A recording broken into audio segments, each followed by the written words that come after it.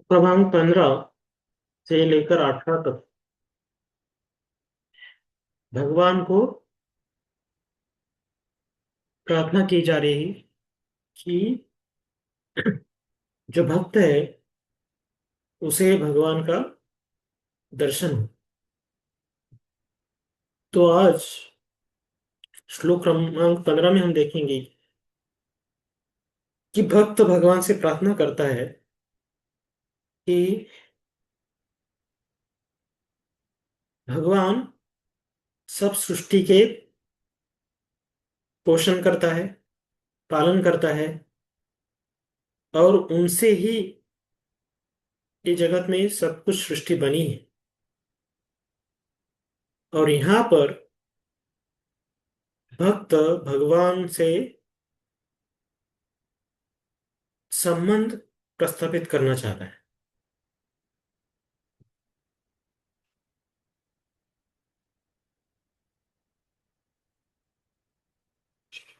तो भक्त यहाँ पर भगवान की जो उच्चतम स्थिति है, जो भगवान, हाँ, उनकी व्याख्या है, उस स्थिति में भगवान से अपना संबंध जोड़ना चाहता है। और उसके लिए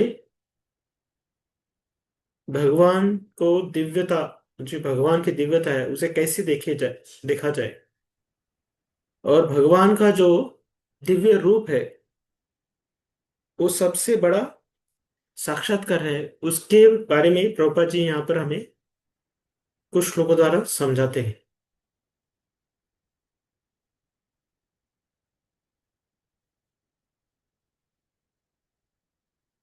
ना कि जो कृष्णा का जो स्थान है वो सर्वोत्तम स्थान है, क्योंकि जो ब्रह्म कांति है भगवान की, उसमें भक्त कुछ रस नहीं लेता है। ना भक्त को भगवान का परमात्मा रूप में कुछ हाँ, स्वारस्य है। लेकिन भगवान के भक्त को भगवान का जो वृंदावन में उनका जो रूप है, उस भगवान का जो असली रूप है, उसके भक्त बनने का भक्त को इच्छा रहती है। क्योंकि भगवान का जो दिव्य रूप है वृंदावन में, उस रूप से भगवान अपने भक्तों के साथ दिव्य लीला करते हैं। जैसे वो माखन चोर या गिरधारी लीला अपने सगे संबंध के साथ भगवान दिव्य दिव्य लीला करते हैं। और ऐसे दिव्य लीला कभी कभी जो ज्ञानी है या हठयोगी है उनको भी आकर्षित करते हैं। तो भागवत में बोला गया है, आत्मा रामस्य मुनेयो निर्गंधापि उपक्रमे कुर्वन्त किया है तो किम भक्तिम इत्थम गुण भूतोहर इत्थम भूत गुणोहर। तो भगवान की लीलाएं इतने मधुर है, इतने अ, रसीले हैं कि कभी कभी जो आत्माराम स्थित जो मुनि लोग हैं वो भी भगवान की लीलाओं से आकर्षित हो जाते हैं। तो जैसा सुखदेव गोस्वामी, वो पहले ब्रह्मवादी थे, लेकिन जब उन्होंने दो लकड़हारों से भगवान की पूतना वध और भगवान का सुंदरता का अहो बकेम स्तन कालकूटे और बरहाओ पीड़म, ये दो श्लोक सुनकर भगवान की सुंदरता और भगवान की अ, दयालु भगवान का जो दयालुपन है उससे वो आकर्षित हुए और उसके बाद वो महान भक्त बने। तो ऐसे ही भगवान की दिव्य लीला है। और भगवान अपने भक्तों के साथ पांच रसों में संबंध रखते हैं, शांत रस, साख्य रस, दास्य रस, माधुर्य और वात्सल्य। ऐसे पांचों रसों से भगवान अपने भक्तों से अम, संबंध बनाए रखते हैं। तो इसीलिए भगवान का जो परमात्मा रूप है, जिसमें परमात्मा के कुछ बाल लीला नहीं है, परमात्मा के कुछ भक्तों के साथ आदान प्रदान नहीं है। तो ऐसा परमात्मा से भक्त कुछ आदान प्रदान नहीं करता। भक्त को ऐसे परमात्मा रूप से कुछ लेना देना नहीं है, लेकिन वो भगवान का जो असली रूप है, भक्तवत्सल, ऐसे भगवान से कृष्ण का जो असली अ, ऐश्वर्य है, उनका गोलोक का रूप, उससे भक्त आकर्षित होता है। तो इसलिए यहाँ पर जो प्रार्थना की है कि भगवान मुझे आपका ब्रह्मकांति नहीं देखना है, मुझे आपका जो सुंदर आपका जो मुकम्मल है उसको देखने की इच्छा है। तो ये यहाँ पर भक्त प्रार्थना कर रहा है।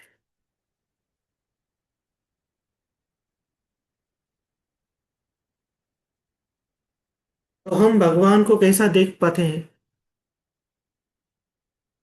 तो भगवान को हम सांख्य इस दर्शन से देखना चाहेंगे, तो हमें भगवान का दिव्यता नहीं दिखाई देगा।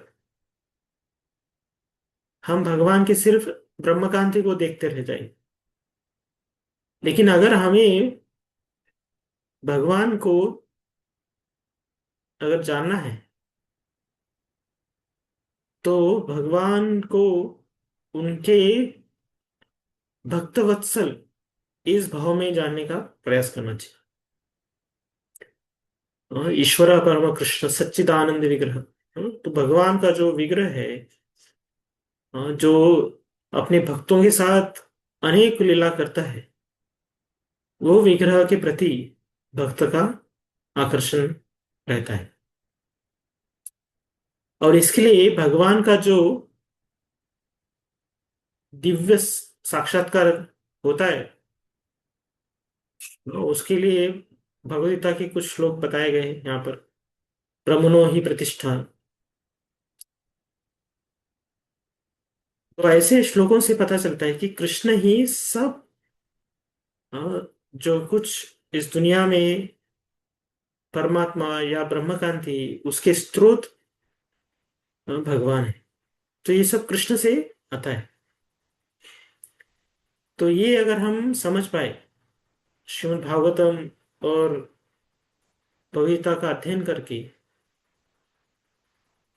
तो हमारा उसमें ही कल्याण है।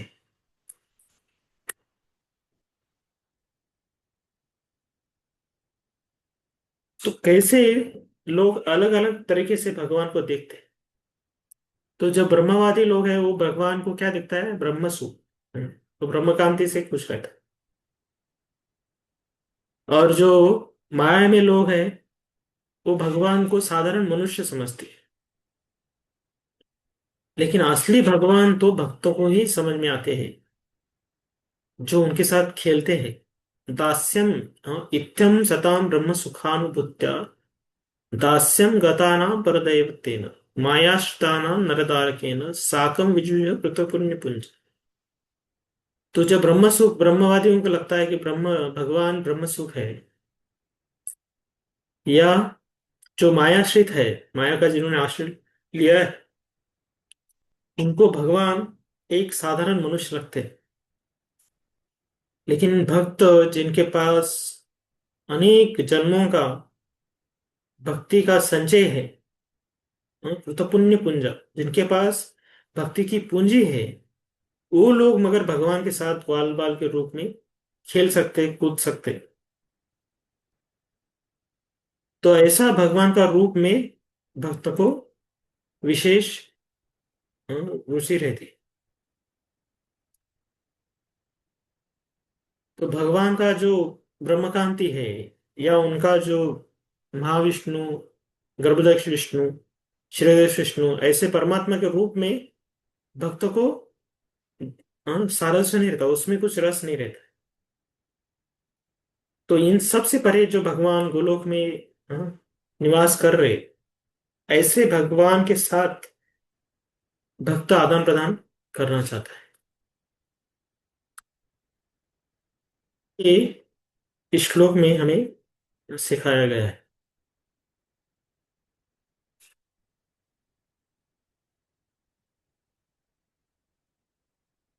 तो आज हम अभी 16वां श्लोक लेंगे। पूषण्येकर्षेयं सूर्य प्राजापत्य बृहरश्मिन् समूह तेजो यत्ते रूपं कल्याणतम् तत्ते पश्यामि यो असावसो पुरुषः सोहमस्मि। हे भगवान, हे आदि विचारक, हे ब्रह्मांड के पालक, हे नियामक, शुद्ध भक्तों के लक्ष्य, मानव जाति के प्रजापतियों के शुभचिंतक, कृपा करके आप अपनी दिव्य किरणों के तेज को हटा ले, जिससे मैं आपके आनंदमय स्वरूप का दर्शन कर सकूं।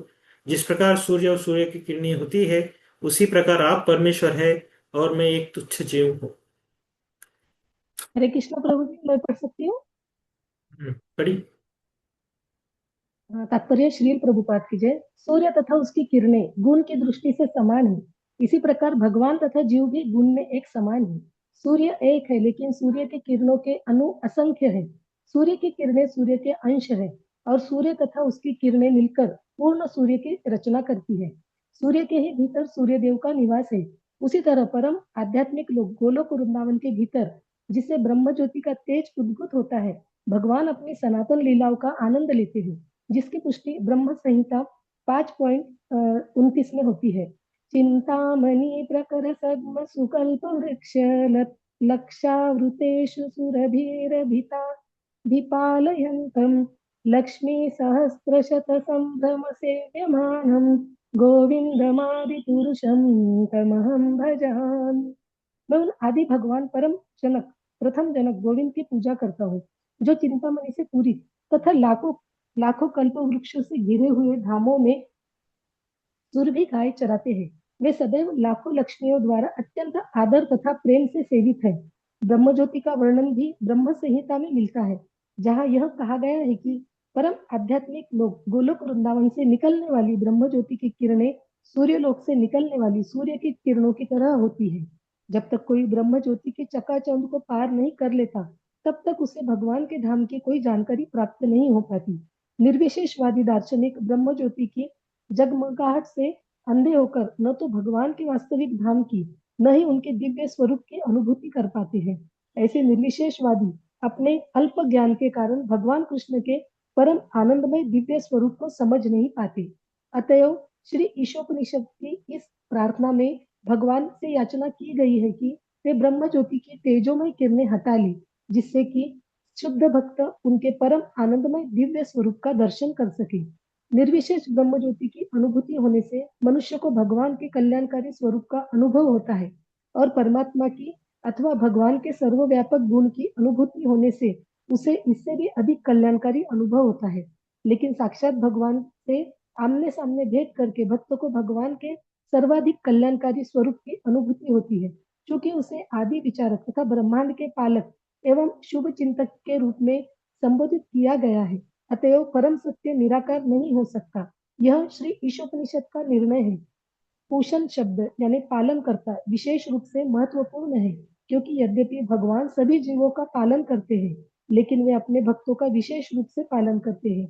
निर्विशेष ब्रह्म ज्योति को पार कर लेने और भगवान के परमात्मा स्वरूप का एवं उनके सर्वाधिक कल्याणकारी सनातन स्वरूप का दर्शन कर लेने के बाद भक्त को परम सत्य की पूर्ण रूपे अनुभूति हो जाती है।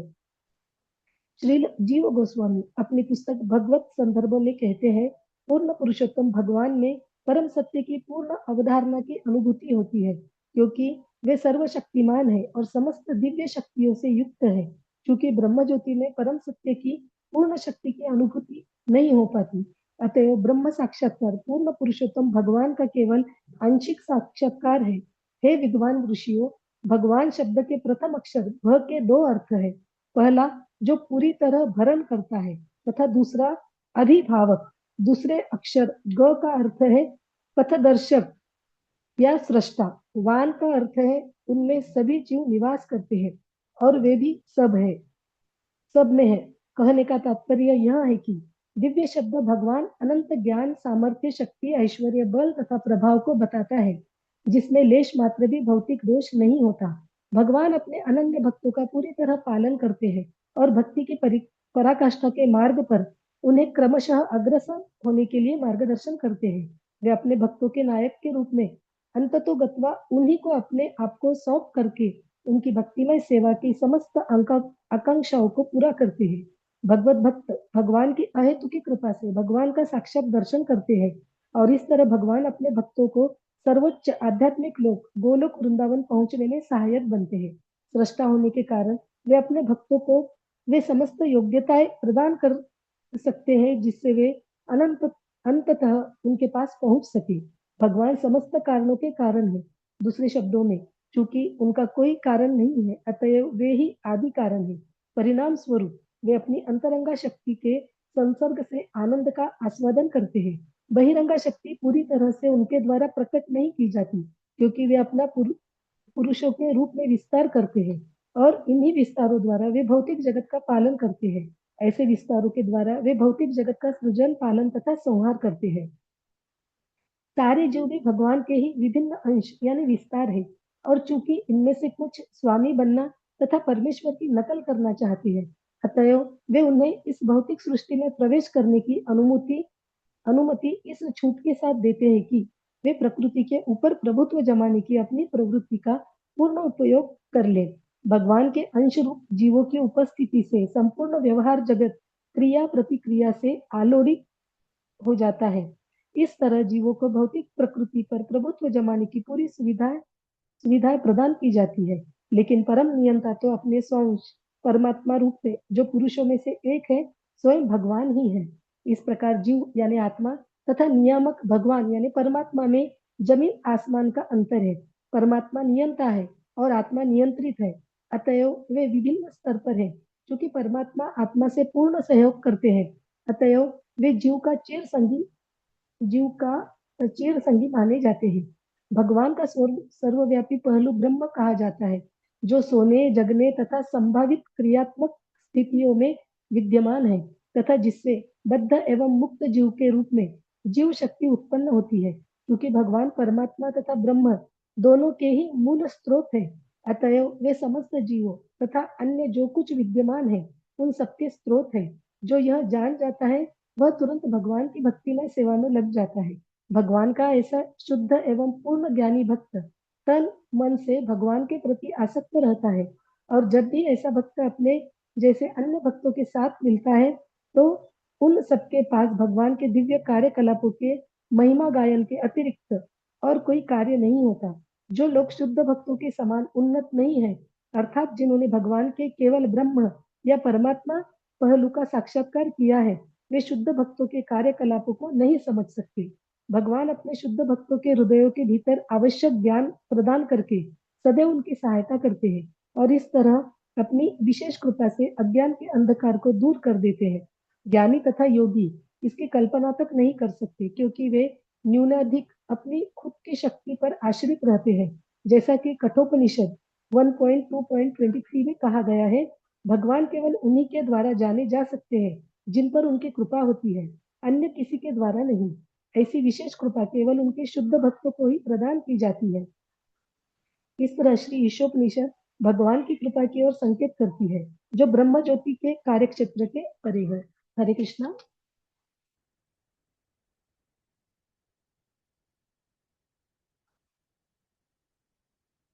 प्रभु जी आप म्यूट हो। हाँ। तो ये 16वें मंत्र में मायावादी लोगों को बहुत रस रहता है, क्योंकि यहाँ पर ये शब्द आता है सोहम अस्मि, मैं वही हूँ। हाँ, जो वो है वो मैं हूँ। तो इससे वो क्या स्थापित करते हैं कि मैं भगवान हूँ। लेकिन इस श्लोक का असली अर्थ अगर समझना है तो हमें वैष्णवों से समझना चाहिए, आचार्यों से समझना चाहिए। तो इस सोहम का अर्थ प्रभुपाद बोलते हैं, आप परमेश्वर है और मैं एक तुच्छ जीव हूं।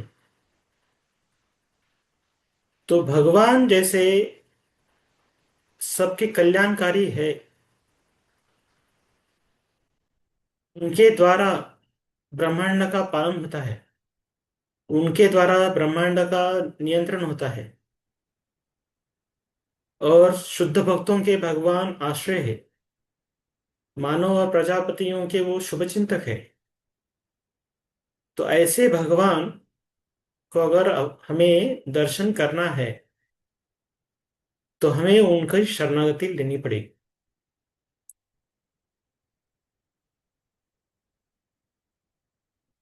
जैसे भारत के प्रधानमंत्री है, गांव के लोगों को, जो लोग जेल में है, उनके लिए कैसा रहेगा? हाँ, वो सोचेंगे कि हाँ, प्रधानमंत्री से उनका दुर्व्यवहार रहेगा। इसलिए तो वो जेल में, उनकी सत्ता वो मानना नहीं चाहते। लेकिन जो गांव के लोग हैं, उनको सिर्फ प्रधानमंत्री की योजना पता होती है। हम्म, उन्हें प्रधानमंत्री से कुछ लेना देना नहीं, उनको सिर्फ कुछ सुविधा प्राप्त होती है या कुछ योजना होती है प्रधानमंत्री की। तो वो प्रधानमंत्री उनको दिखाई नहीं देते, या उनका उन्हें अ, कुछ उनको उतना ज्ञान नहीं होता है। वो सिर्फ उनकी योजनाओं से संतुष्ट रहते हैं। और प्रधानमंत्री के जो व्यक्तिगत सेवक है, या उनके अंदर जो सरकारी लोग काम कर रहे हैं, उनको प्रधानमंत्री दिखते हैं। हम्म, वो प्रधानमंत्री के साथ अ,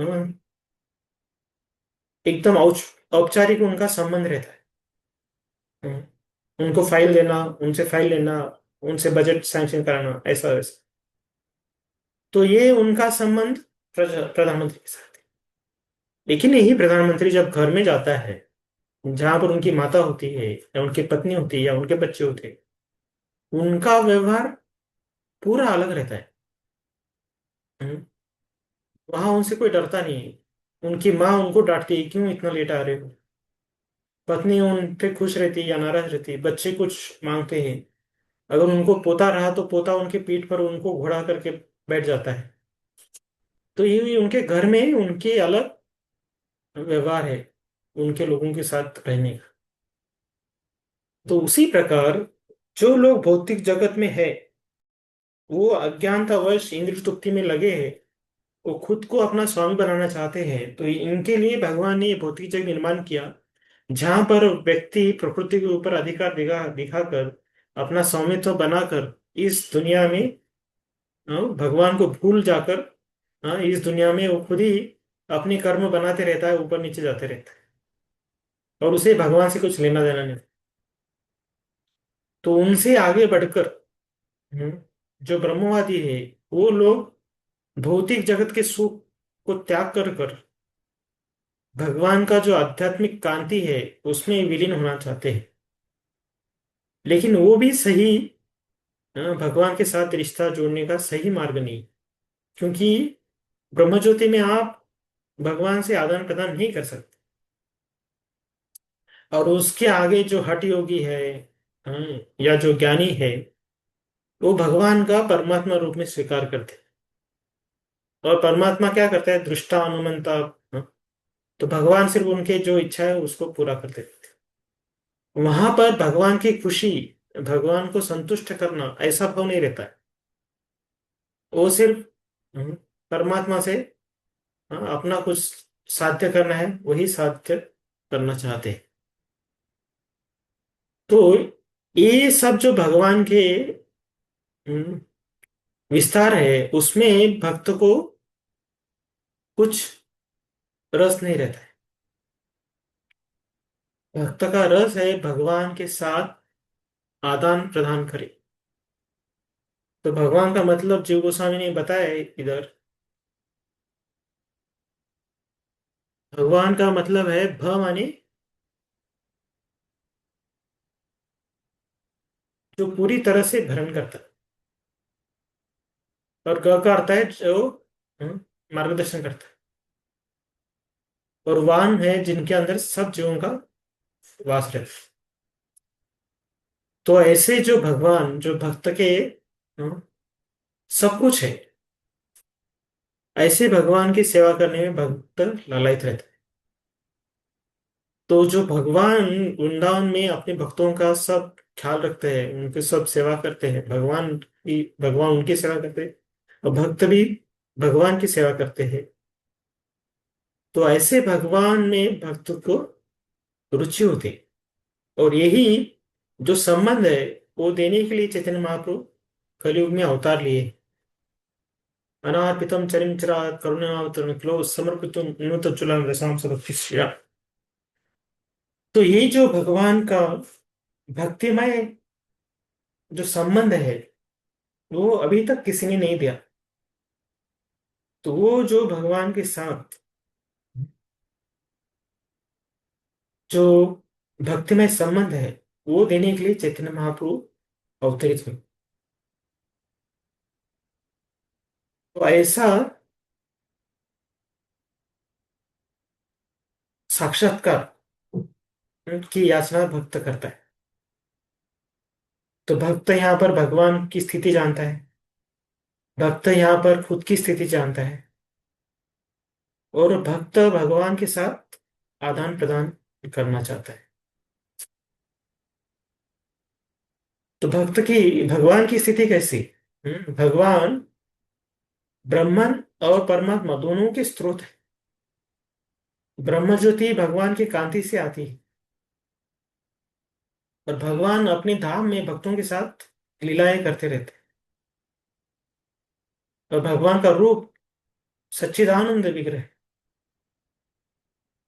और भगवान परमात्मा के रूप में नियंता रहते हैं और वो हर जीवात्मा के साथ उसके हृदय में निवास करते हैं और उसे समय समय पर वो मार्गदर्शन करते हैं। और भगवान के जो तीन भौतिक जगत में जो महाविष्णु है, विष्णु अवतार है, पुरुषावतार है, महाविष्णु, गर्भदेश विष्णु, शिवदेश विष्णु, इनके द्वारा भगवान सृष्टि का सृजन, पालन और संहार वो करते रहते हैं। तो ये भगवान की स्थिति है। और जीव की स्थिति क्या है? सो हम, वो भगवान के जैसा है गुणात्मक दृष्टि से, प्रमाणात्मक दृष्टि से। हम्म, जैसे सूर्य की किरणें सूर्य के जैसे ही रहती है, लेकिन वो किरणें, वो सूर्य नहीं। तो इसीलिए जीव के अंदर कभी कभी भगवान जैसा पालन करते हैं वैसी इच्छा हो जाती है, कि मैं भी पालन करूं, मुझे भी कुछ भोगना है। तो ऐसा भगवान से अलग कुछ सृजन करने की इच्छा है, भोगने की इच्छा है। तो ऐसे लोगों को फिर इस भौतिक जगत में वो कार्य करने के लिए यहाँ पर भगवान भेज देते हैं। ऐसे भगवान के साथ जो ब्रह्मवादी या जो मायावादी, जो निराकारवादी लोग हैं, वो कैसा आदान प्रदान करते हैं? वो भगवान के ब्रह्मकांति में ही संतुष्ट रहते। उनका ज्ञान उन्हें भगवान का परमात्मा रूप या भगवान का दिव्य जो गोलोक में रूप है उसके प्रति आकर्षित नहीं करता। और वो भगवान और भक्तों का जो प्रेम में आदान प्रदान होता है उसमें उसमें भी उनकी रुचि नहीं रहती। वो अपने बलबूते ब्रह्म ज्योति को प्राप्त करना चाहते हैं और उन्हें भगवान और भक्तों की जो लीलाएं होती है उसमें थोड़ा भी रस नहीं रहता है। और उन्हें भगवान का दिव्यता, भगवान की कोमलता, ये सब गुणों से वो दूर रहते हैं। तो इस प्रकार निराकारवादी ब्राह्मण साक्षात्कार में संतुष्ट रहते। लेकिन भक्तों के साथ भगवान विशेष रूप से आदान प्रदान करते हैं। भगवान उनका रक्षण करते हैं, भगवान उनको दिशा दिखाते हैं, मार्गदर्शक बनते हैं, भगवान उनको भगवत धाम लेके जाते हैं। तो जो कुछ लगता है भगवान अपने भक्तों को देते रहते हैं। क्योंकि भक्त भगवान के बारे में सदैव चिंतन करते रहते हैं। अनन्यश्चिन्तयन्तो माम ये जना परिपासते तेषां नित्युक्तानां योगक्षेमं वह। तो ऐसे भक्तों को कुछ कम गिरा, कुछ ज्यादा हो, कुछ उसका रक्षण करते हैं। और ऐसे भक्त भगवान की सदैव स्तुति करते रहते हैं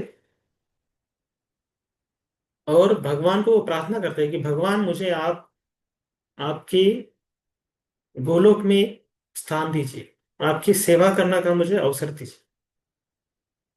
अगर भगवान की सेवा नहीं तो ऐसे मोक्ष का भी मुझे कुछ रस नहीं। प्रभु तव पद युगे मोरो यही निवेदन, नाही मागी देह सुख न विद्या सुख। तो भक्तिनाथ ठाकुर बोलते हैं भगवान के भक्त भगवान से क्या प्रार्थना करते हैं कि मुझे मोक्ष नहीं चाहिए, मुझे धन नहीं चाहिए, मुझे कुछ नहीं चाहिए, मुझे सिर्फ आपकी सेवा चाहिए। तो ये भाव रहता है भगवान का, भगवान के भक्त का। और यही इस श्लोक में हम देखते हैं कि भक्त भगवान को प्रार्थना कर रहा है कि भगवान मुझे आपका दिव्य कांति हटाकर मुझे आपका दर्शन कराइए, जिससे मैं समझ पाऊं कि मैं, आप पूर्ण पुरुषोत्तम भगवान है और मैं आपका सेवक हूं। तो ये संबंध प्रस्थापित करने के लिए भगवान से भक्त प्रार्थना करता है। तो ये श्लोक का यही सार है। तो अभी हम 17वें श्लोक पे जाते हैं। मृत्यु की कला। हम्म, भक्त कैसा मृत्यु को स्वीकारना चाहता है। तो एक प्रामाणिक भक्त भगवान से कैसा प्रार्थना करता है वो हम देखेंगे 17वें और 18वें श्लोक में।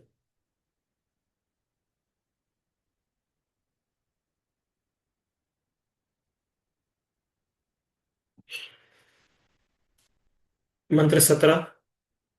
वायुरनिलमृतं मेथदं भस्मान्तं शरीरम्। ओम क्रतो स्मर कृत स्मर, क्रतो स्मर कृतम स्मर। इस क्षणभंगुर शरीर को भस्म हो जाने दे और प्राणवायु को वायु के पूर्ण कोश में विलय होने दे। अब हे भगवान मेरे समस्त यज्ञों का स्मरण करे, और चूंकि आप परम भोक्ता है अतएव मैंने आपके लिए जो कुछ किया है उसे स्मरण करे।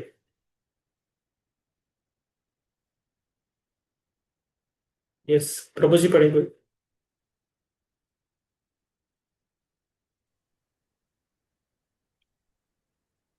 कोई पढ़ना चाहता है प्रभु जी में से?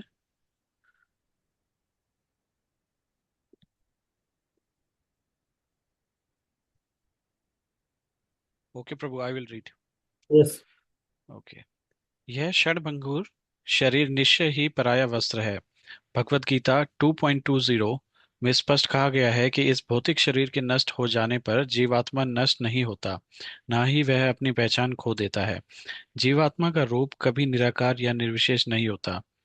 प्रत्युत जो भौतिक वेश है वह आकार आकारहीन होता है, और है और वह विनाशी व्यक्ति के रूप के अनुसार आकार ग्रहण करता है।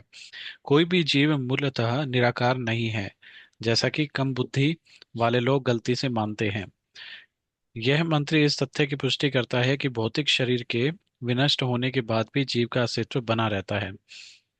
इस भौतिक जगत में भौतिक प्रकृति जीवों को उनकी इंद्रिय तृप्ति की प्रवृत्तियों के अनुसार विभिन्न प्रकार के शरीर प्रदान करके अद्भुत कार्य कुशलता का प्रदर्शन करती है। जो जीव मल का स्वाद लेना चाहता है उसे ऐसा शरीर प्रदान किया जाता है जो मल खाने के लिए सर्वथा उपयुक्त हो, जैसा कि शुकर का शरीर। इस तरह जो दूसरे पशुओं का मांस खाना और रक्त पीना चाहता है उसे उपयुक्त दांतों और पंजों से युक्त बाघ का शरीर प्रदान किया जाता है। किंतु मनुष्य ना ही मांस खाने के निमित्त बना है, ना ही वह मल का स्वाद लेना चाहता है, चाहे वह निपट आदिम अवस्था में ही क्यों ना हो। मनुष्य के दांत इस तरह बनाए गए हैं कि वे फल तथा शाक को काटकर चबा सकें। यद्यपि उसे दो कुकुरदांत प्रदान की गई है, जिससे आदमी अवस्था के मनुष्य यदि चाहे तो मांस खा सके। किंतु कुछ भी हो, समस्त पशुओं तथा मनुष्य के भीतर शरीर जीव के लिए अस्वाभाविक है। वे जीव की इंद्रिय तृप्ति की इच्छा के अनुसार बदलते रहते हैं। विकास क्रम के चक्र में जीव एक शरीर बदलकर दूसरा शरीर ग्रहण करता है। जब यह संसार जलमग्न था तो जीव ने जलीय रूप जलचर योनि धारण किया। फिर वह शाक जीवन में गया और उसे पार करके कीट जीवाणु में आया, फिर कीट से पक्षी जीवन में, पक्षी से पशु जीवन में, और पशु जीवन से मनुष्य जीवन में आया। यह मनुष्य रूप जब आध्यात्मिक ज्ञान की चेतना से पूर्ण हो जाता है तो यह उसका सर्वाधिक विकसित रूप होता है। इस मंत्र में मनुष्य की इस आध्यात्मिक चेतना का सर्वाधिक विकसित रूप वर्णित है। मनुष्य को इस भौतिक शरीर का त्याग करना चाहिए जो जलकर राख हो जाएगा, और प्राणवायु को शाश्वत वायु तत्व में मिल जाने जाने देना चाहिए। जीव के सारे कार्यकलाप शरीर के भीतर विविध प्रकार की वायु के परिभ्रमण से संपन्न होते हैं, जिन्हें संक्षिप्त रूप से प्राणवायु कहते हैं।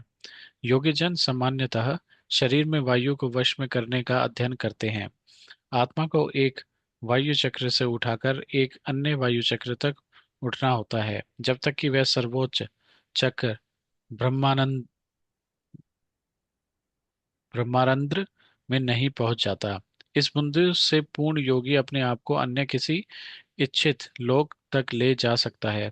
इसकी विधि यह है कि एक भौतिक शरीर त्याग कर दूसरे में प्रवेश किया जाए, लेकिन ऐसे रूपांतर की पूर्णता तभी संभव है जब जीव अपने इस भौतिक शरीर का सर्वथा परित्याग कर सके और जैसा कि इस मंत्र में सुझाव दिया गया है, आध्यात्मिक आकाश में प्रवेश कर सके, जहां वह सर्वथा भिन्न प्रकार का शरीर विकसित कर सकता है।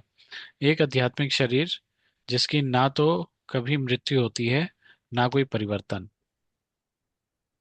यहाँ इस भौतिक जगत में प्रकृति जीव को उसकी इंद्रिय तृप्ति की विभिन्न इच्छाओं की पूर्ति के लिए शरीर बदलने के लिए बातें करती है। ये इच्छाएं विभिन्न योनियों के रूप में प्रकट होती हैं, एक कीड़े से लेकर सर्वाधिक श्रेष्ठ देहधारी ब्रह्मा तथा देवताओं के शरीर के रूप में। इन सभी जीवों के शरीर विभिन्न आकारों में जड़ पदार्थ से बने होते हैं। बुद्धिमान मनुष्य इन शरीरों की विविधता से नहीं अपितु इनके आध्यात्मिक स्वरूप में एकत्व देखता है। वह आध्यात्मिक सफलिंग जो परमेश्वर का अंश है एक ही है, चाहे वह शुक्र के शरीर में हो या देवता के शरीर में।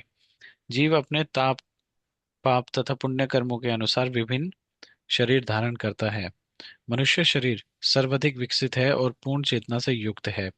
भगवत गीता के अनुसार अनेकानेक जन्मों तक ज्ञान का अनुशीलन करने के बाद सर्वाधिक श्रेष्ठ मनुष्य भगवान के शरण ग्रहण करता है। ज्ञान का अनुशीलन अपनी पूर्णता को तब प्रा, प्राप्त होता है जब ज्ञाता परमेश्वर वासुदेव की शरण ग्रहण करता है। अन्यथा अपने आध्यात्मिक स्वरूप का ज्ञान प्राप्त कर लेने पर भी यदि वह यह नहीं जान पाता कि सारे जीव उन पूर्ण के शाश्वत अंश हैं और वे स्वयं कभी भी पूर्ण नहीं बन सकते, तो उसका इस भौतिक संसार में पुनः पतन होता है। उसे सचमुच गिरना ही पड़ेगा, भले ही वह ब्रह्म ज्योति से एकाकार क्यों ना हो चुका हो। जैसा कि हमने पिछले मंत्रों में जाना है, भगवान के दिव्य शरीर से अद्भुत होने वाली ब्रह्म ज्योति आध्यात्मिक सफलिंग के परिपूर्ण है, जिन्हें अस्तित्व के सत पहलू का पूर्ण साक्षात्कार हो चुका है। कभी कभी ये जीव इंद्रियों का भोग करना चाहते हैं, अतएव उन्हें भौतिक जगत में स्थानांतरित कर दिया जाता है, जिससे वह अपने इंद्रियों के आदेश अनुसार मिथ्या स्वामी बन सके। स्वामी बनने की इच्छा जीवों का भौतिक रोग है, क्योंकि जीव इंद्रिय भोग के वशीभूत होकर इस जगत में विभिन्न शरीरों में देहांतर करता रहता है। ब्रह्म ज्योति से एकाकार होना परिपक्व ज्ञान का प्रतीक नहीं है, केवल भगवान के प्रति पूर्ण आत्मसमर्पण करने तथा आध्यात्मिक स्वभाव सेवा भाव विकसित करने पर ही कोई सर्वोच्च पूर्णता के स्तर को प्राप्त कर सकता है। इस मंत्र में जीव अपने भौतिक शरीर तथा भौतिक वायु को त्याग कर ईश्वर के आध्यात्मिक साम्राज्य में प्रवेश करने के लिए प्रार्थना करता है। भक्त भगवान से प्रार्थना करता है कि वे उनके उन कार्यकलापों तथा यज्ञों को स्मरण करें जिन्हें उसने अपने भौतिक शरीर के भस्म होने के पूर्व संपन्न किया था। यह प्रार्थना वह मृत्यु के समय अपने विगत कर्मों तथा अपने चरम लक्ष्यों की पूर्ण चेतना रहते हुए करता है। जो व्यक्ति पूर्ण रूपेण भौतिक प्रकृति के वश में रहता है, वह अपने भौतिक शरीर के अस्तित्व काल के सारे जघन्य कार्यों का स्मरण करता है और उसके फलस्वरूप मृत्यु के बाद वह दूसरा शरीर पाता है। भगवद गीता में इस सत्य की पुष्टि हुई है।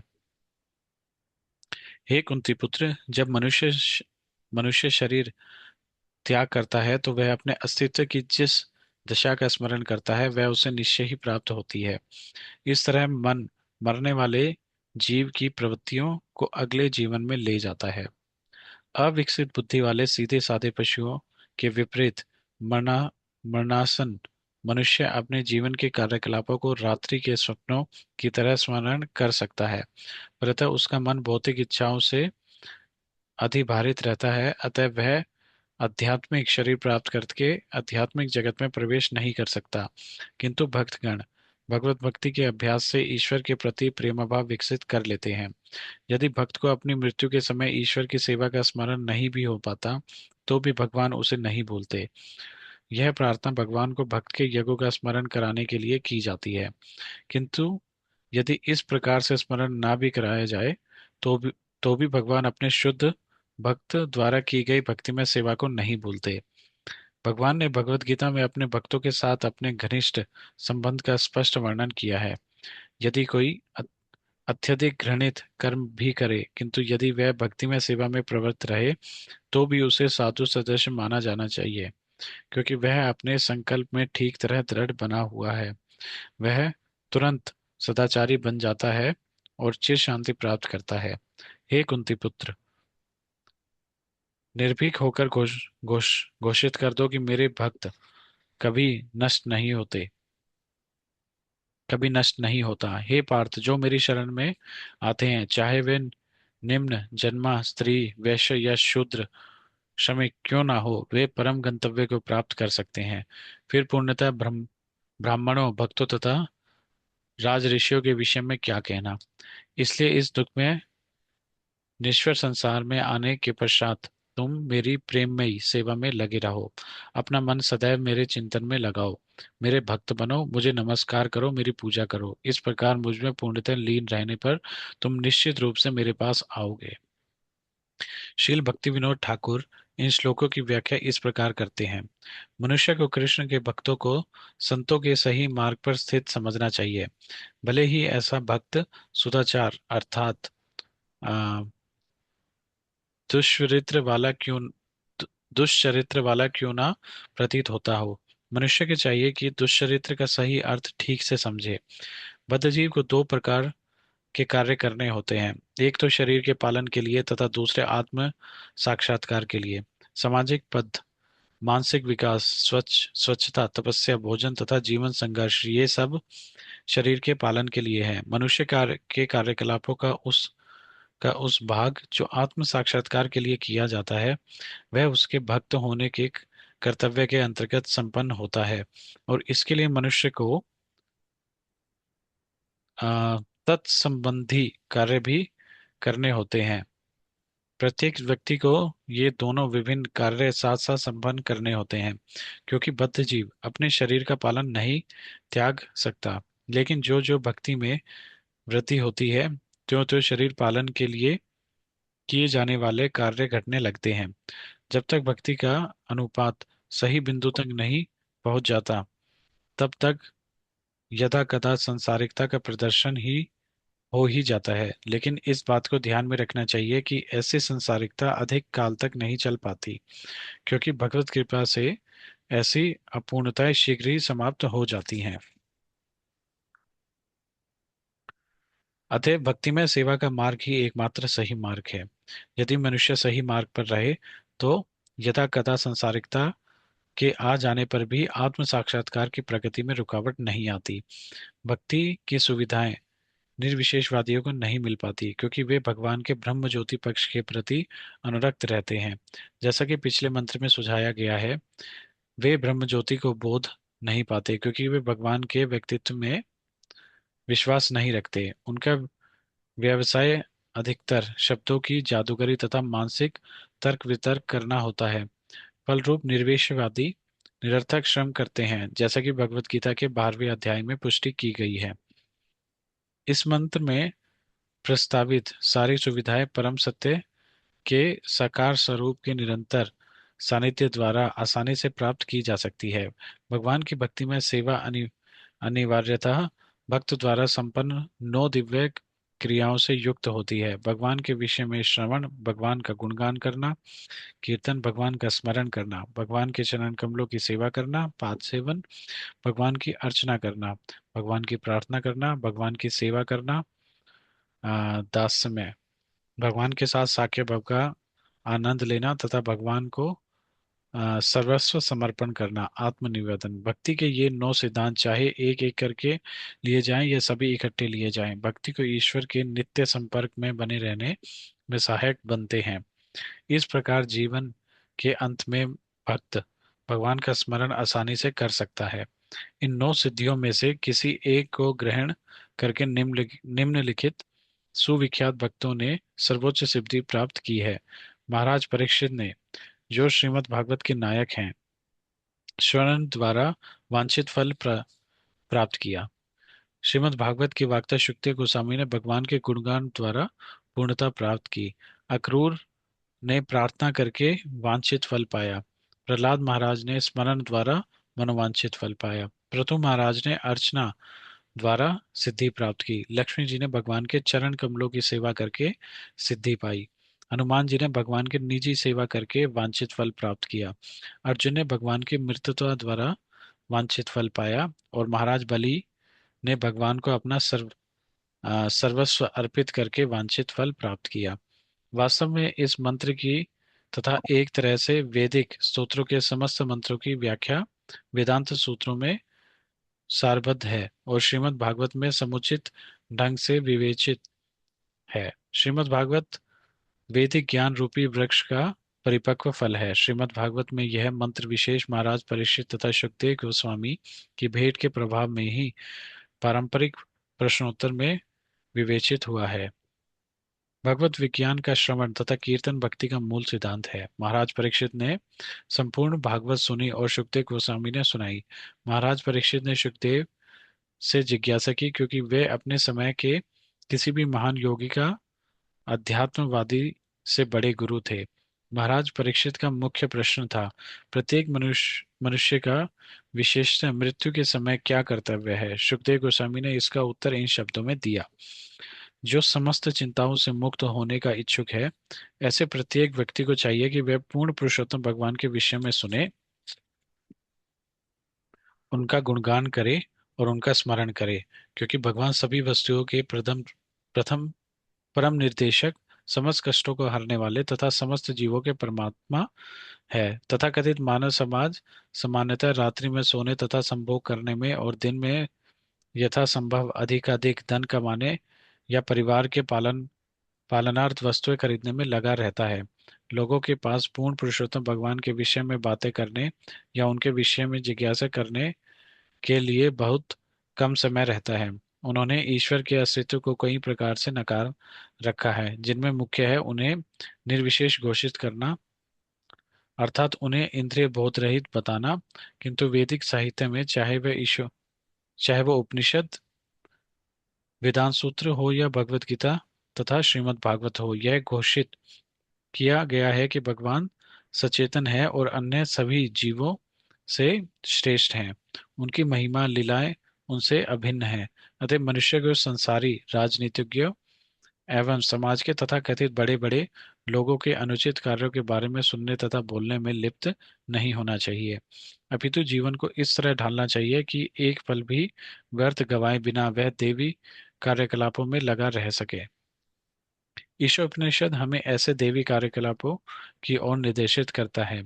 यदि कोई भक्ति का अभ्यस्त अभ्यस्त नहीं हो जाता तो वह मृत्यु के समय क्या स्मरण कर पाएगा, जब शरीर छिन्न भिन्न हुआ रहता है, और वह किस तरह परम शक्तिशाली भगवान से अपने यज्ञों का स्मरण करने के लिए प्रार्थना कर सकेगा। यज्ञ का अर्थ है इंद्रियों को उनके स्वार्थ से रोकना। मनुष्य का अपने जीवन काल के दौरान इंद्रियों को भगवान की सेवा में लगाकर इस कला को सीखना होता है। मनुष्य मृत्यु के समय ऐसे अभ्यास के फलों का सदुपयोग कर सकता है। हरे कृष्ण। अरे,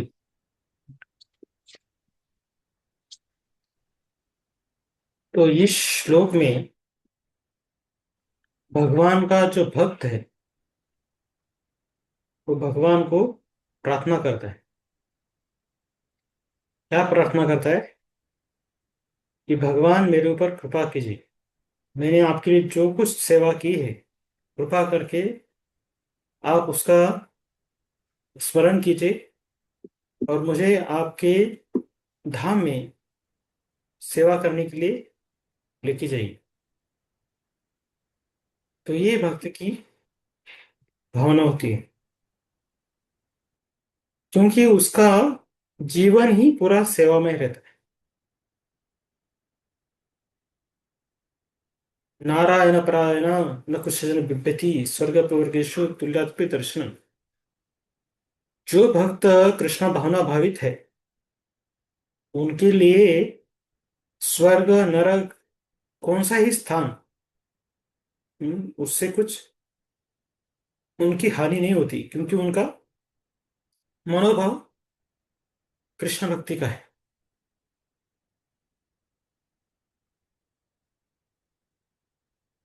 लेकिन यहाँ पर भक्त भगवान को विनती कर रहा है कि भगवान मुझे आपके धाम लेके जाइए, क्योंकि भगवान के धाम में हमारे लिए सब वातावरण अनुकूल रहेगा भक्ति के लिए। तो इसीलिए वो भगवान से प्रार्थना करता है। तो हमारे सब कार्य भगवान की प्रसन्नता के लिए होनी चाहिए, तभी हम जीवित हैं। तो किसी में प्राण है, तो कैसा समझना चाहिए उसमें प्राण है। तो भागवतम में बोला गया है, नेह यत् कर्म धर्माय न विरागाय कल्पते न तीर्थपद सेवाय जीवन अपि मृतो ही स। भागवतम में बोला गया है कि व्यक्ति जिंदा लाश है, अगर वो भगवान के लिए भक्ति नहीं करता है तो हमारा जीवन में जो भी हम कार्य करते हैं वो धर्म के अनुसार होना चाहिए।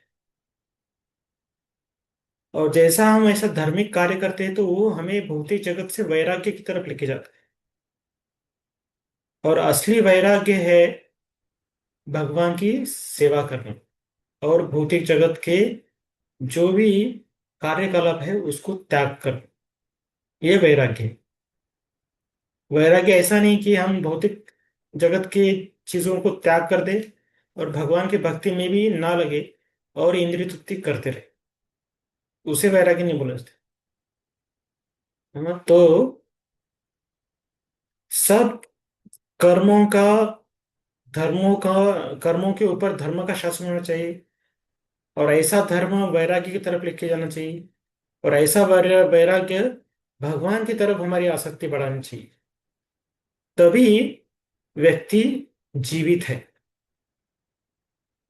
अगर हमारे कार्य अधर्मिक है और आध्यात्मिक कार्य की वजह से हम बहुत आसक्त है और भौतिक चीजों से आसक्त होने की वजह से हम भगवान से अनासक्त बन जाते हैं, तो हम जीते हुए भी मरे हुए हैं।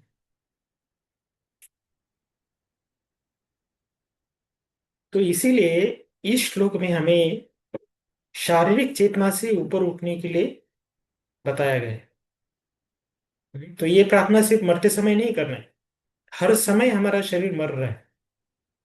मृत्यु माने ऐसा ऐसा घटना कि उसके बाद शरीर साथ नहीं रहता, लेकिन देखा जाए तो हमारा शरीर हर समय मर रहा है।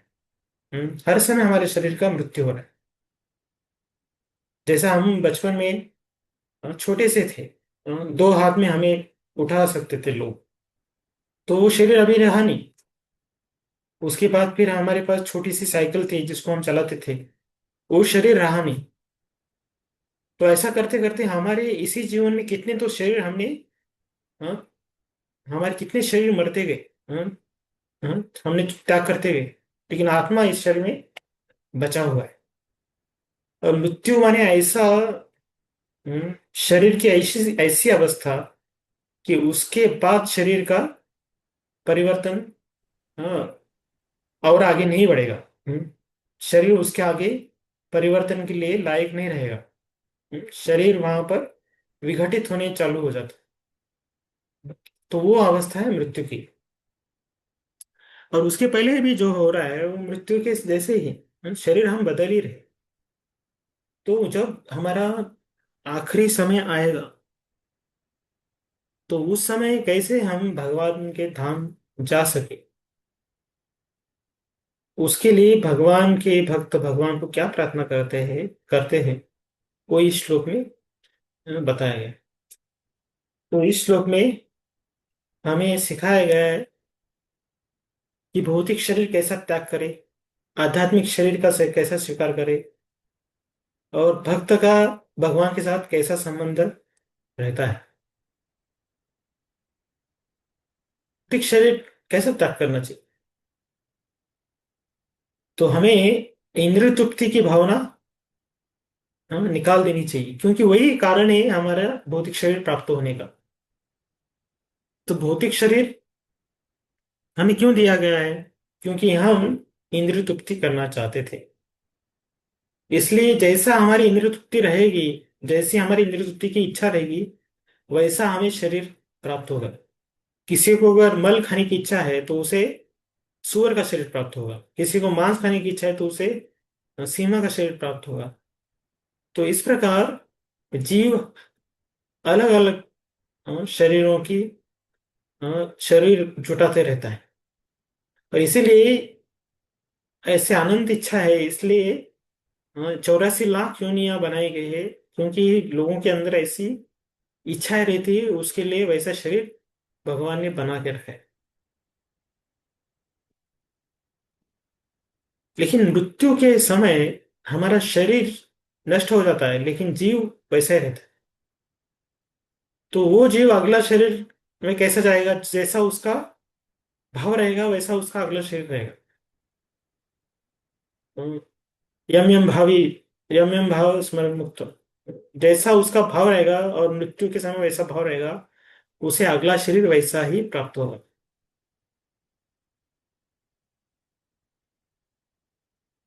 ये कैसा उसका शरीर बदलता है?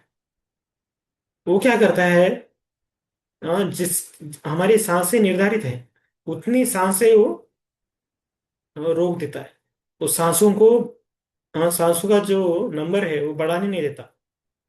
इस प्रकार वो शरीर में, उस शरीर में वो बना रहता है प्राणायाम वगैरह आदि के द्वारा। और वो अपनी आत्मा को ब्रह्मरंध्र से अगले शरीर में, अगले लोक की तरफ लेके जाता है। तो योगी ऐसा हम्म, तपस्वी होने के कारण वो इसी दुनिया में अन्य लोगों की तरफ जाता है। हम्म, लेकिन भगवान का भक्त है, वो क्या है, वो मृत्यु के बाद भगवान के धाम चला जाता है। जन्म कर्म चिमेद्यम एवं वेति तत्वता त्यक्ता देहम पुनर्जन्म नैति मामेति स्वर्जन। तो ये जो भक्त है वो भगवान के धाम चला जाता है। तो ये मृत्यु, अगर हम भगवान की भक्ति करते हैं तो हमारा ये मृत्यु का चक्र रुक जाता है, और हमें आध्यात्मिक शरीर प्राप्त होता है, और हमें आध्यात्मिक जगत में रहने का अवसर प्राप्त होता है। तो ये आध्यात्मिक शरीर प्राप्त करना है तो हमें क्या करना चाहिए? तो हमें भगवान की सेवा करना चाहिए, भगवान को शरणागत होना चाहिए।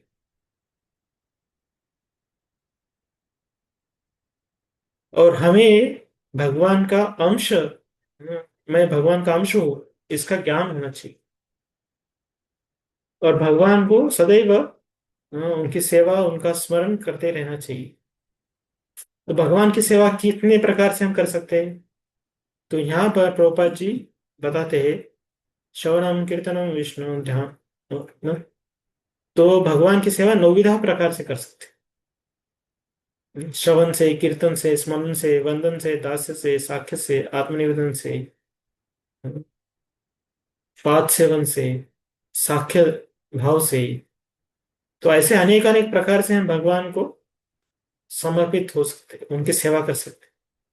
और ऐसा एक भी अगर हमने हम्म, भक्ति का मार्ग चुना तो हमें वैसा फल प्राप्त होगा। और उसके लिए प्रभुपाद जी उदाहरण देते, परीक्षित महाराज का, सुखदेव गोस्वामी का। हनुमान जी, लक्ष्मी जी, ये सब एक एक नविधा का एक एक मार्ग चुनकर हम्म, हमारे लिए उदाहरण प्रस्तुत कर रहे हैं। और ये आध्यात्मिक शरीर हमें कब प्राप्त होगा? जब हम भगवान से आसक्त होंगे और भौतिक जगत से अनासक्त होंगे, तब। हम्म। लेकिन व्यक्ति को आध्यात्मिक शरीर प्राप्त नहीं होगा अगर उसकी इच्छा इसी जगत में स्वामित्व जताने की रहेगी, या उसकी इच्छा ब्रह्मज्योति में विलीन रहने की होने की रहेगी। तो ऐसा व्यक्ति इसी भौतिक जगत में जन्म जन्म हम्म, जन्म जन्म जन्म लेते रहेगा।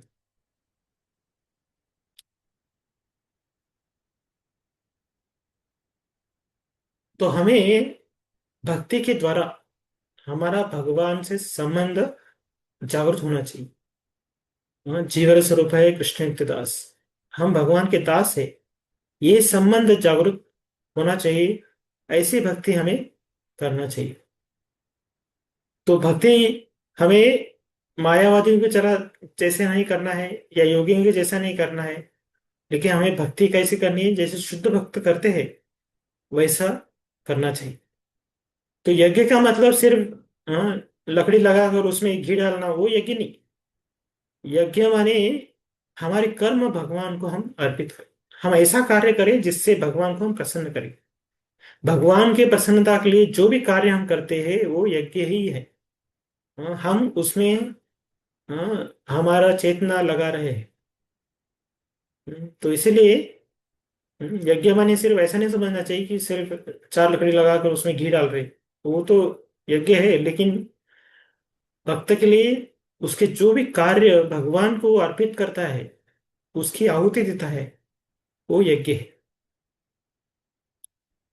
तो इस प्रकार भक्त भगवान की सेवा में सदैव लगता रहता है, और उसके कारण सेवा भावना से वो भगवान से खुद को दूर नहीं करता। तो सेवा से भगवान से उसका संबंध बना रहता है। तो ऐसा भक्त, उसका जन्म अ, श- अगर कुत्ते खाने वाले भी घर में हो जाएगा, या कुछ जहां पर सुअर खाने वाले लोग हैं, या कोई भी पति पति से पति क्यों ना उसका जन्म हो, भगवान उसको महान भक्त ही समझते हैं। और भगवान ऐसे भक्त की निंदा नहीं करते, लेकिन भगवान उसका गौरव करते कि वो मेरे शरण में आया है। अन्य क्या हो, अपि चेत सुदुराचार भजते माम अनन्य भाव साधुरेव समन्तव्य। तो भगवान बोलते हैं कि मैं ऐसे भक्त को साधु समझता हूँ जिसका भाव मेरी सेवा में लगा हुआ है। तो जब डिविशन आते हैं भगवान के पास, तो बाकी भक्त बोलते हैं कि भगवान को, अरे भगवान ये राक्षस कुल में जन्मा है, आप उसके ऊपर विश्वास मत कीजिए, उसको मत स्वीकार कीजिए, ये पतित कुल से आया हुआ है। तो भगवान क्या बोलते हैं? अगर रावण भी इस समय पर आता है और वो बोलता है कि मैं आपका हूं, तो ऐसे व्यक्ति को मैं कभी त्याग नहीं करता। तो ये भगवान का बड़ा हृदय है। भौतिक जगत में लोग उसे पापी बोले, या उसकी निंदा करे कि नीच कुल का है, पतित है, लेकिन भगवान के लिए वो सदैव उनका अपना रहता है। हम्म।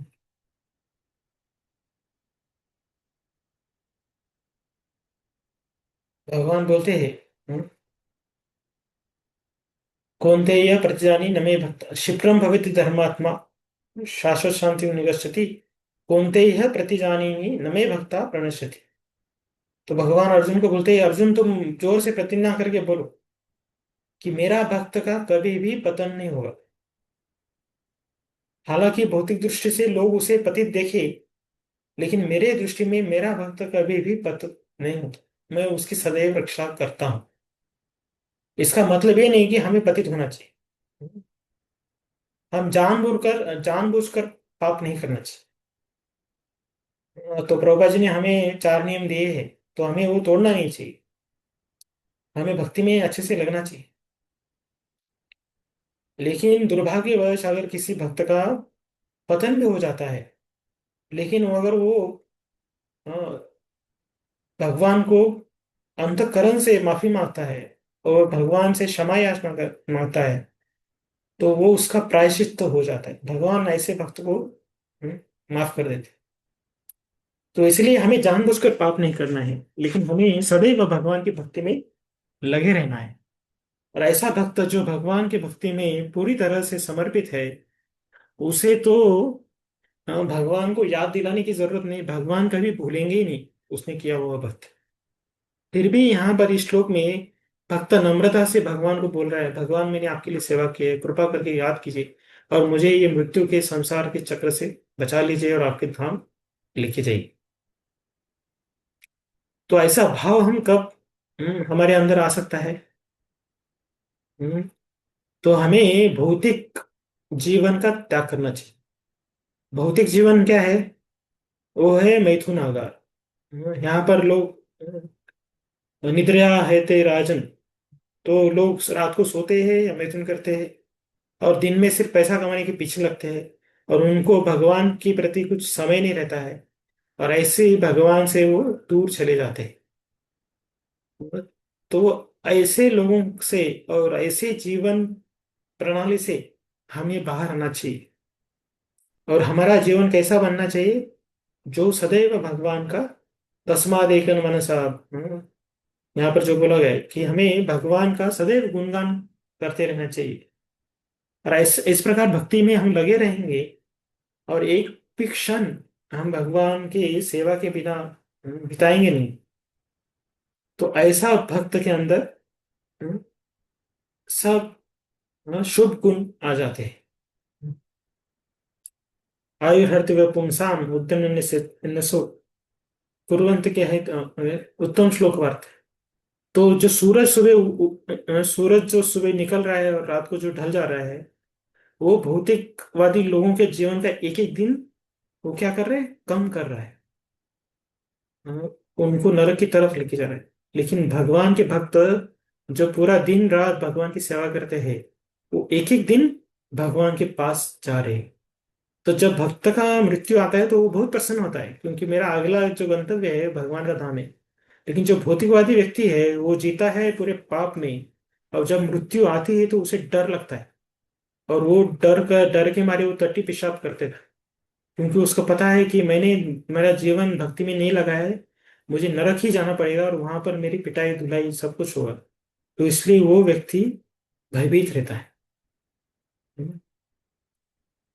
तो वो भक्त के लिए मृत्यु भगवान का धाम का द्वार है, और यही मृत्यु जो पापी लोग हैं उनके लिए नरक का द्वार है। तो इसीलिए हमें हमारा जीवन भगवान के चरणों में समर्पित करना चाहिए, और ऐसा कार्य कुछ भी ना करे जो भक्ति से अलग रहे। हम्म? तो हमारे सब कार्य हम भगवान को समर्पित करें। हालांकि कोई जॉब कर रहा है, कोई पढ़ाई कर रहा है, ये बाह्य दृष्टि से भौतिक लगेंगे, लेकिन अगर हम हमारा जॉब हमारी पढ़ाई भगवान की सेवा में लगा रहे, तो वो भी वो भगवान की सेवा में उसका हम्म, उसका भगवान की सेवा में गिनती होगी। तो इसलिए हमारा मनोभाव सही रहना चाहिए। नहीं तो कभी हम भगवान की भक्ति के कार्य कर रहे लेकिन हमारा वहां पर मन नहीं रहेगा, तो वो हमें वैसा उचित फल नहीं देगा। सिर्फ हम नाम के वास्ते अगर हम कुछ भगवत कार्य करते हैं तो उसका फल नहीं मिलेगा। तो इसीलिए मैं जो भी भक्ति कार्य करे उसे पूरे हृदय से करे, और भौतिक कार्य कर रहे तो भी उसमें भगवान को याद करें। ऐसा हम पूर्ण कृष्ण भावनाभावित अगर जीवन हम जीते हैं, तो भगवान हमारा याद रखेंगे, और ऐसे भक्त को भगवान अपने धाम लेके जाएंगे। ठीक है, तो अभी ये हमारा ईशोपनिषद का आखिरी श्लोक है। 。 . 。 . 。 . 。 . 。 . 。 . 。 . 。 . 。 . 。 . 。 . 。 . 。 . 。 . 。 . 。 . 。 . 。 . 。 . 。 . 。 . 。 . 。 . 。 . 。 . 。 . 。 . 。 . 。 .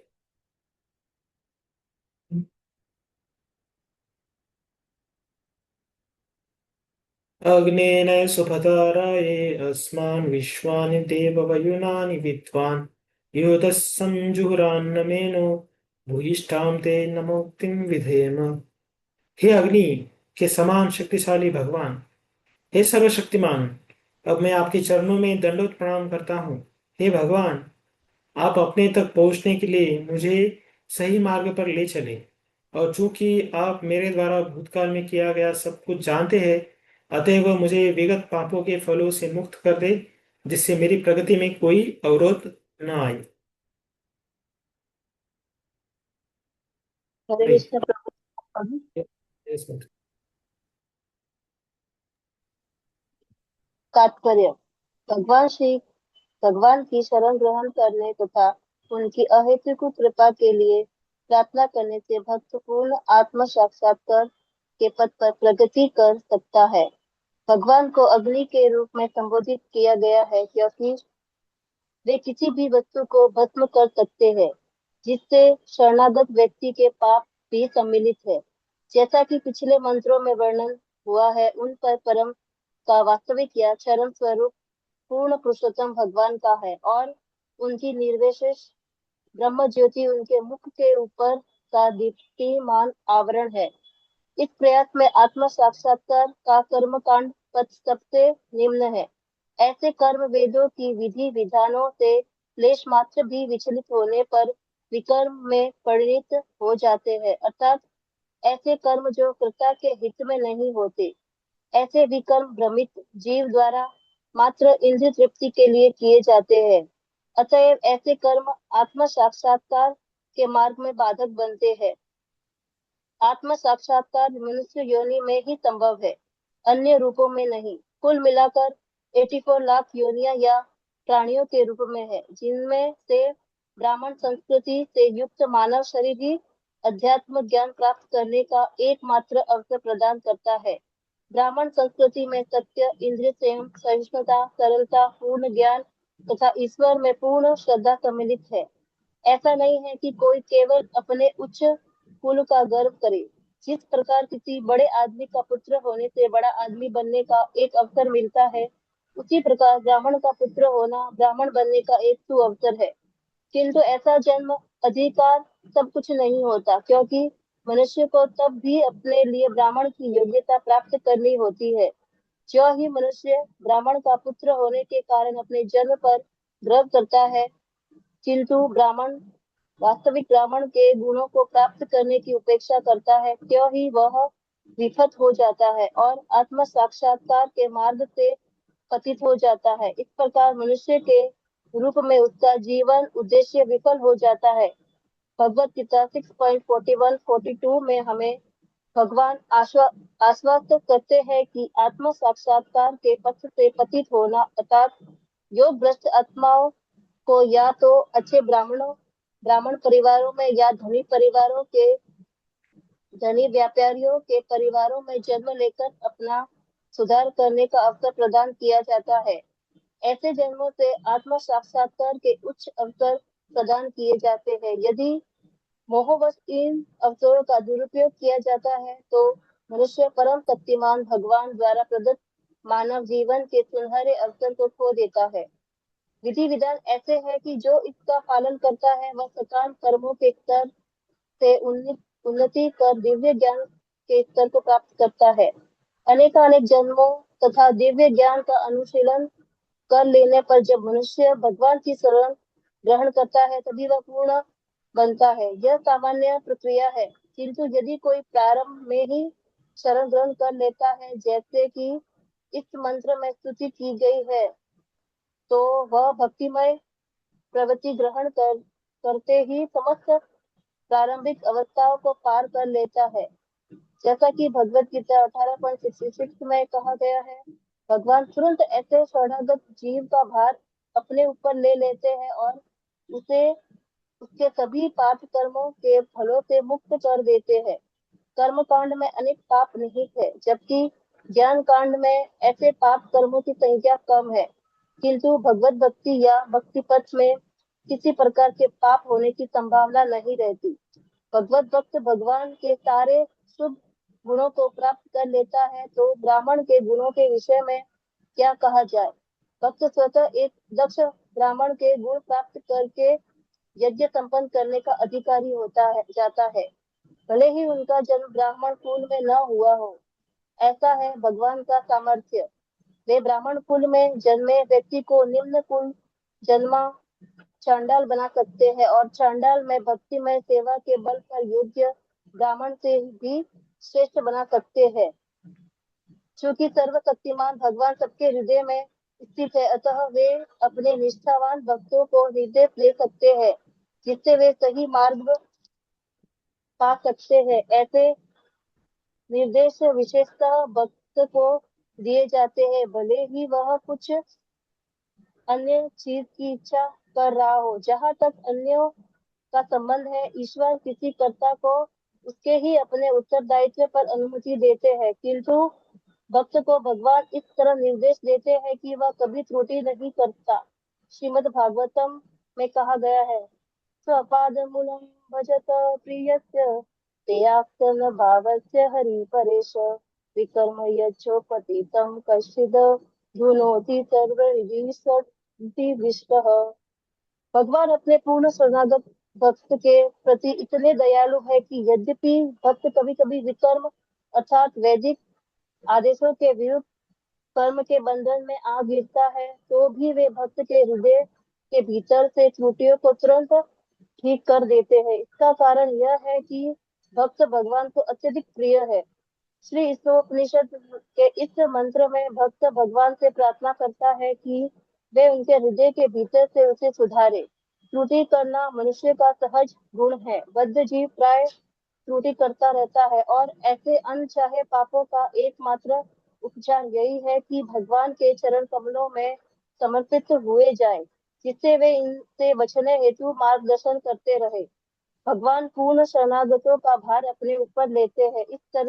इस तरह सारी समस्याएं भगवान की शरण ग्रहण करने एवं उनके निर्देशानुसार कार्य करने मात्र से ही हल हो जाती है। ऐसे निर्देश निष्ठावान भक्त को दो प्रकार से दिए जाते हैं। पहला साधु शास्त्रों तथा गुरुओं के द्वारा तथा दूसरा स्वयं भगवान द्वारा, जो हर एक के हृदय में निवास करते हैं। इस तरह वैदिक ज्ञान से प्रबुद्ध भक्त सभी प्रकार से सुरक्षित रहता है। वैदिक ज्ञान दिव्य है, अतः संसारी शैक्षिक पद्धतियों से नहीं समझा जा सकता। केवल भगवान तथा गुरु की कृपा से ही मनुष्य वैदिक मंत्रों को समझा जा सकता है। यस्य देवे परा भक्ति यथा देवे तथा गुरु हो। यदि मनुष्य प्रामाणिक गुरु की शरण ग्रहण कर लेता है तो समझना चाहिए कि उसे भगवत कृपा प्राप्त हो गई है। भगवान भक्त के लिए गुरु रूप में प्रकट होते हैं। इस तरह गुरु वैदिक आदेश तथा भीतर से स्वयं भगवान भक्त का पूरे सामर्थ्य से मार्गदर्शन करते हैं। इससे भक्त के भौतिक मोह की माया में पुनः पतन की कोई संभावना नहीं रहती।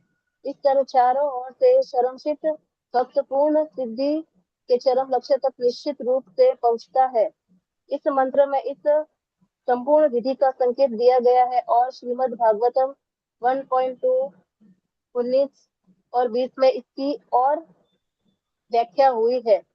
भगवान के यश का श्रवण तथा कीर्तन स्वयं ही एक पुण्य कार्य है। भगवान चाहते हैं कि प्रत्येक व्यक्ति उनके गुणों का श्रवण तथा कीर्तन करे, क्योंकि वे समस्त जीवों के हितैषी है।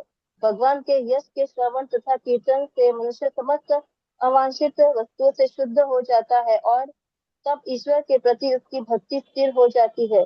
इस अवस्था में भक्त में ब्राह्मण कुल आ जाते हैं और प्रकृति के अधम गुणों रज तथा तमो का प्रभाव पूर्णतः लुप्त हो जाता है। भक्त अपनी भक्तिमय सेवा के बल पर पूर्णतः प्रबुद्ध हो जाता है और इस प्रकार वह भगवान के पथ को तथा उनको प्राप्त करने की पद्धति को जान लेता है।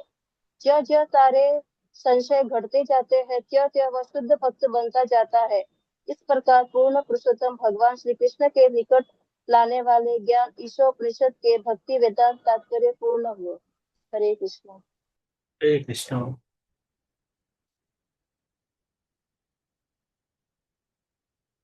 तो अभी 18वें श्लोक में भक्त भगवान को प्रार्थना कर रहा है कि मेरे भक्ति में कुछ भी अड़चने आए उसको आप निकाल दीजिए। तो पिछले श्लोक में भक्त भौतिक शरीर का त्याग कर कर भगवान के धाम को जाने की प्रार्थना कर रहा है। तो ऐसे भगवत धाम जाने का जो मार्ग है वो सबसे अच्छा मार्ग है। तो भगवान भक्त को उसके जो दूषित कर्म है उसको मिटा देते हैं, और फिर ऐसा भक्त भगवत कार्य में तीव्रता से लग जाता है। और इतनी भक्ति से अगर वो जीवन लगाता है, जीता है, तो उसे भगवान का धाम अवश्य प्राप्त होता है।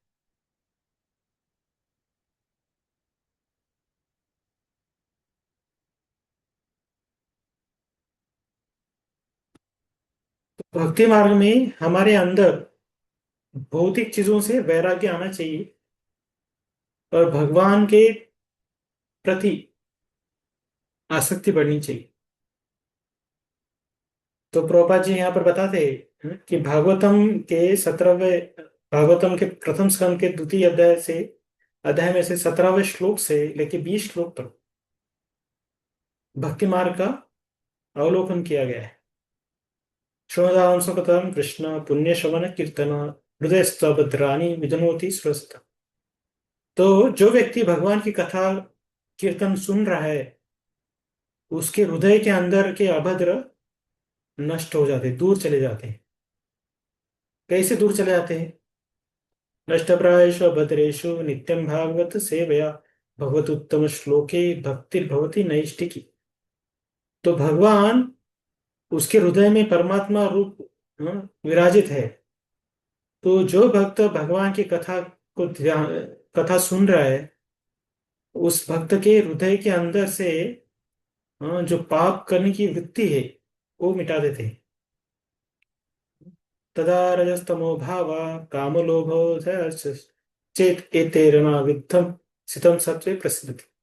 तो भगवान उसके हृदय के रजोगुण तमोगुण के जो विकार है, काम लोभ मोह मद मत्सर, इन सब को मिटा देते हैं और उसके अंदर सात्विक गुणों की वृद्धि होती है।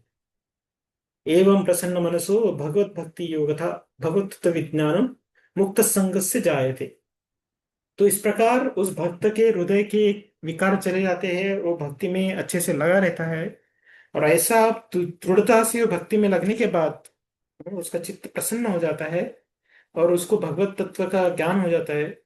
और ऐसा भगवत तत्व का ज्ञान होने के बाद वो व्यक्ति इस जगत का नहीं रहता है, वो आध्यात्मिक जगत जाने के काबिल बन जाता है।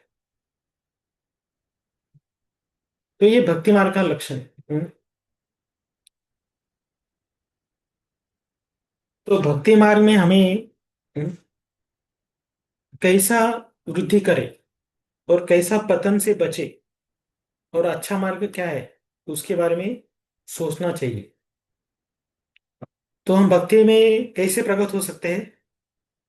सबसे पहला हमें याद रखिए कि हमें मनुष्य देह प्राप्त हुआ है, यही भगवान की हमारे ऊपर कृपा है। ये मनुष्य देह भगवान की भक्ति करने के काबिल है। तो इस मनुष्य देह में हम शुकर कुकर जैसा कार्य ना करें। तो हमें वैष्णव जैसा कार्य करना है। तो मनुष्यों में भी हम्म, शूद्र वैश्य क्षत्रिय ब्राह्मण ऐसे विभाग है। उसमें जो ब्राह्मण है उनको भगवान की सेवा करने का अवसर प्राप्त हुआ है। अगर वो ब्राह्मण कुल में कोई जन्मा है और भगवान की भक्ति नहीं करता है तो वो चांडाल के जैसा ही। लेकिन वैष्णव इन चारों कुलों में जन्मे या चारों कुलों से नीचे जन्मे कुछ फर्क नहीं गिरता। उसे अगर शुद्ध भक्त का संगति मिलती है तो वो तुरंत भगवत भक्त बन जाता है। हम्म, और भगवत भक्त बनने के बाद उसका जो आचार रहता है वो ब्राह्मण कुल के लोगों जैसा रहता है। भगवत भक्ति प्रीत्यर्थ वो कार्य करता है। वो भौतिक आसक्ति से दूर रहता है, वो पाप के कार्य छोड़ देता है। तो ब्राह्मण कुल में जो जन्मे हैं उनके लिए भक्ति करना एक सुविधा है। अगर वो करेंगे नहीं तो वो उस कुल का कुछ फायदा नहीं उठा रहे। लेकिन वैष्णव वो किसी भी कुल में जन्म ले, लेकिन एक गुरु का आश्रय लेने से वो तुरंत उसका उद्धार हो जाता है। और वो अ, वर्णाश्रम के ब्राह्मणों से भी ज्यादा कृष्ण भावनाभावित हो सकता है। तो इसलिए भक्ति हमारे लिए सर्वोच्च एक मौका है भगवान की सेवा करने। तो इसमें क्या महत्वपूर्ण चीज है भक्ति मार्ग में? भगवान की शरणागति और भगवान से प्रार्थना करना, भगवान के शुद्ध भक्तों से प्रार्थना करना उनकी कृपा हमारे ऊपर बनी रहे। और सबसे बड़ा जो इसमें विघ्न आने वाली वो क्या है? हम अगर भक्ति मार्ग के जो नियम है उसका अगर हम पालन नहीं करेंगे, चार नियमों का पालन नहीं करेंगे, जप नहीं करेंगे, तो हमारा कार्य सब विकर्म हो जाएगा, माने वो पाप की तरफ लेके जाए। और ऐसा व्यक्ति क्यों करेगा? जब तक हमारी इंद्रिय तृप्ति की वासना हमारे हृदय में चली नहीं जाती तब तक हम भक्ति मार्ग में दृढ़ नहीं रहते। हम्म,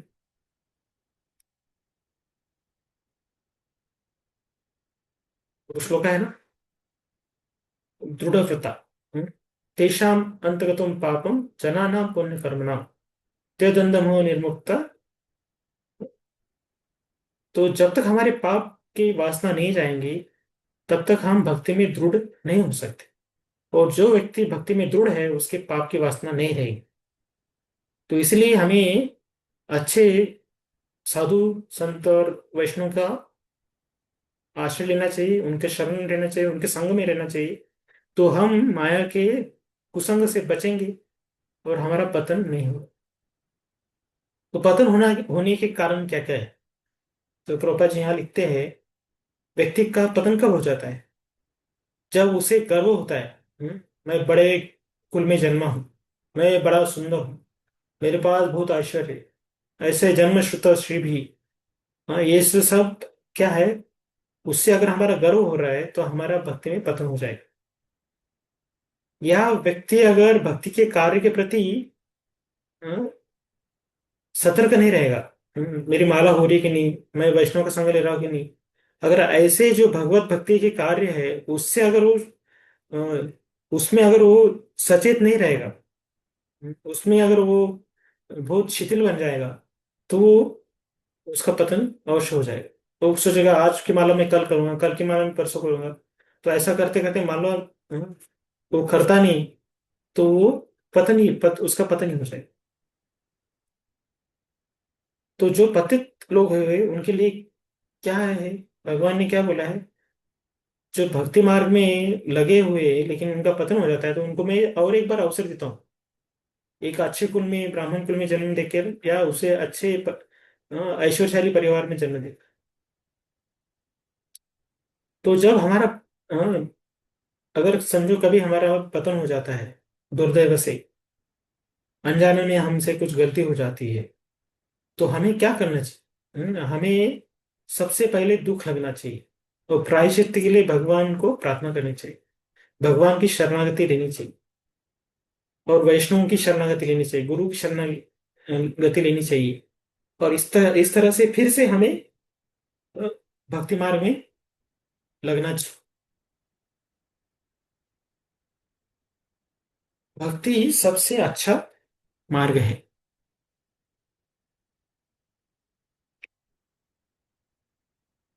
तो भक्ति मार्ग में हम शुरुआत से ही भगवान को शरणागत हो जाते हैं। राखो भी मारो भी जो इच्छा तो हम दुआ पते अर्पुल्य। भगवान का भक्त भगवान के चरणों में नुचार हो जाता है। और ऐसे भक्त को भगवान की रक्षा प्राप्त होती है, और तुरंत भगवान उसके सब पाप हटा देते। सर्वधर्मान् परित्यज्य मामेकं शरणं व्रज अहं त्वां सर्वपापेभ्यो मोक्षयिष्यामि मा शुचः।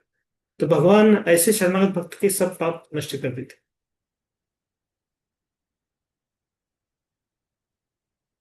चांडाल भी अगर भक्ति लेता है तो वो महान वैष्णव बनता है।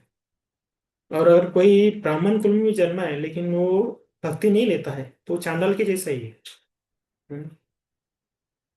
तो वैष्णव के लिए विशेष अवसर है कि हम भक्ति करें और भगवान को प्रसन्न करें, और हम भगवान को प्रसन्न कर कर उनके धाम चले जाए।